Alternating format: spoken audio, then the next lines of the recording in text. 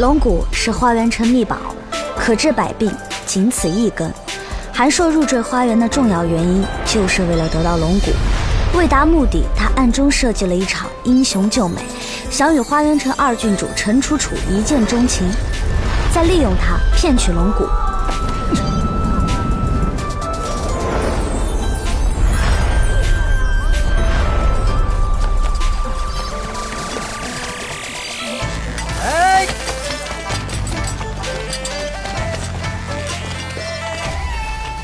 你是何人？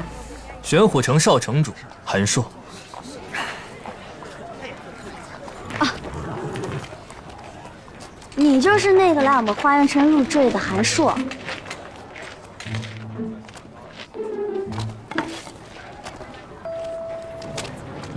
小模样长得也挺标致。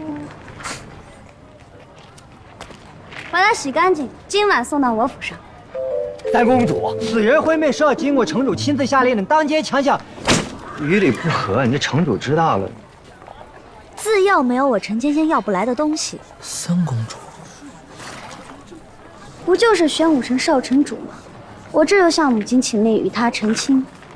择日不如撞日，明日大婚。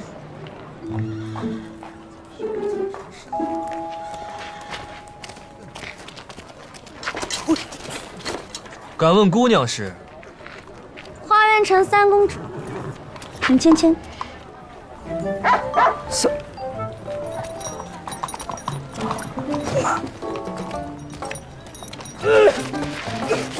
少君呐，你是不是又发作了？快把药吃了吧。你怎么了？等会儿，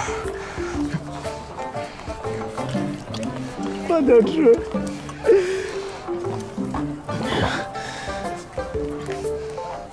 我自幼心疾缠身，不时发作。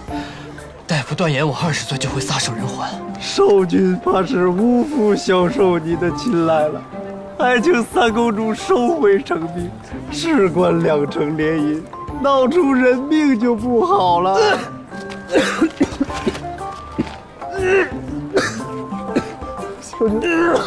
快病死了！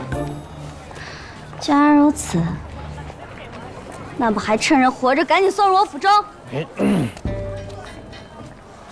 慢着！俗话说得好，强扭的瓜不甜。甜不甜的啃一口不就知道了，用得着你说？到了驿站好好准备一下，明日迎娶大婚，遇上我，算你倒霉。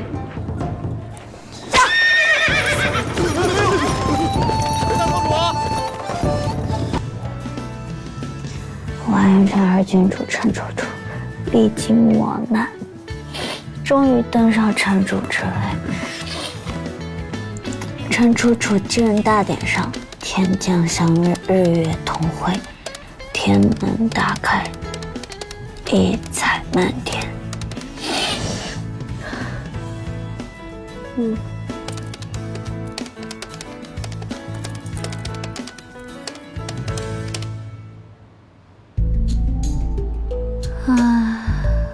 好困啊！当编剧可真难。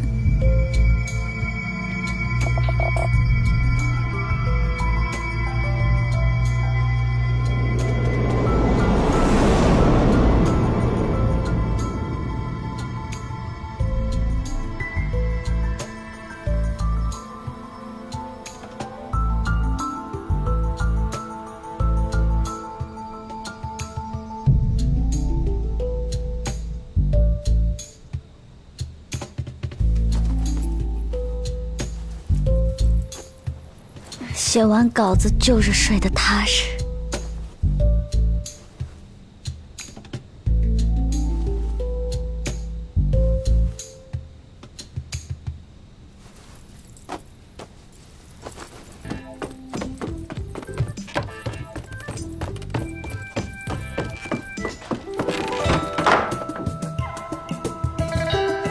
这个梦好眼熟啊！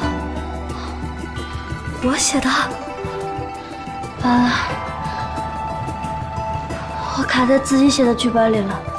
我的剧本里，故事发生在一个女人当家做主的花园城。在这里，女人天生金贵，而男人地位卑劣，普通人家得一女，如获至宝。生了！啊，女孩，又是个男孩！你这个废物，你这是要救我们家的后！